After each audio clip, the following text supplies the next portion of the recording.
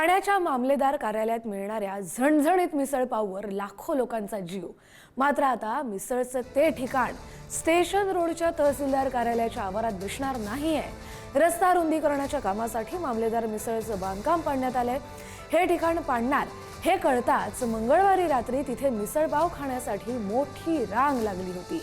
त्यानंतर मध्यरात्री आणि बुधवारी सामानाची हलवाहलव केल्यानंतर कॅन्टीन पाडण्यात आलं।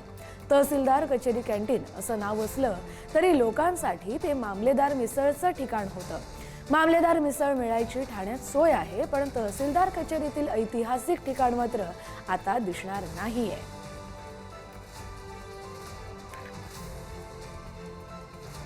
निकेश शार्दूल आपले प्रतिनिधी जे आहेत ते तिथेच उपस्थित आहेत। निकेश, तिथल्या नागरिकांची या सगळ्या संदर्भात काय भावना आहे?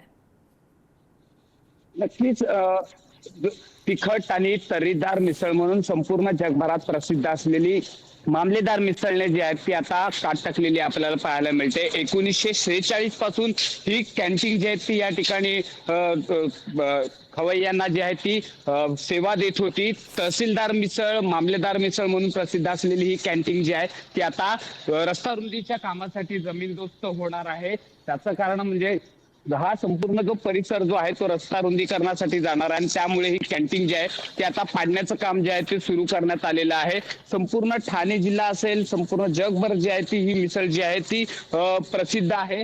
ही बाजारपेठेच्या मध्यभागी असलेलं हे ठिकाण आहे, त्यामुळे बाजारपेठेमधल्या येणाऱ्या सगळ्या लोकांना ही मिसळ जी आहे ती सर्वात आवडणारी मिसळ आहे। तर सर्वात महत्वाचं म्हणजे प्रत्येक राजकीय नेत्यासाठी, खास करून उपमुख्यमंत्री एकनाथ शिंदे, राज ठाकरे आणि ठाणे जिल्ह्यामध्ये किंवा ठाण्यात येणाऱ्या प्रत्येक राजकीय नेत्यासाठी आवडणारी मिसळ म्हणजे ही मामलेदार मिसळ होती।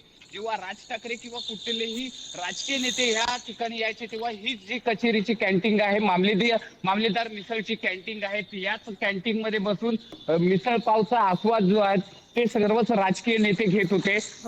आता या रस्ता रुंदीकरणासाठी ही कॅन्टीन जी आहे ती सध्या तरी पाडण्यात आलेली आहे। मात्र ठाणेकरांचा कुठेतरी हिरमोड जो आहे तो झालेला आहे, कारण सकाळचा नाश्ता असेल किंवा दुपारचं जेवण असेल यासाठी या मामलेदार मिसळसाठी मोठी रांग जी आहे ती तासन तास संपूर्ण ठाणेकर जे आहेत ते लावत होते। मात्र आता याचं ठिकाण जे आहे हे इथलं नसून तर तिथेच काही अंतरावरती असलेलं आमंत्रण हॉटेल आहे, त्या आमंत्रण हॉटेलमध्ये ही मामलेदार मिसळ जी आहे ती दिली जाणार आहे।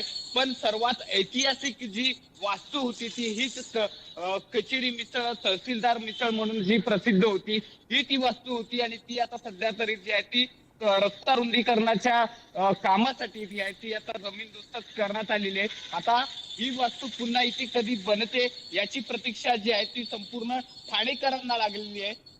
तसंच या संपूर्ण मामलेदार मिसळच्या या जुन्या आठवणी ज्या आहेत त्या ठाणेकरांना देखील असणार आहेत, त्याचप्रमाणे राजकीय नेत्यांना देखील याच कॅन्टीनची आठवण जी आहे ती कायम असलेली पाहायला मिळणार आहे। नक्कीच निकेश, धन्यवाद तुम्ही दिलेल्या सविस्तर अपडेटसाठी। त्यामुळे आता हा मिसळपाव ही जी चव आहे ती पुन्हा कधी चाखायला मिळेल याचीच प्रतीक्षा ठाणेकरांना लागली आहे।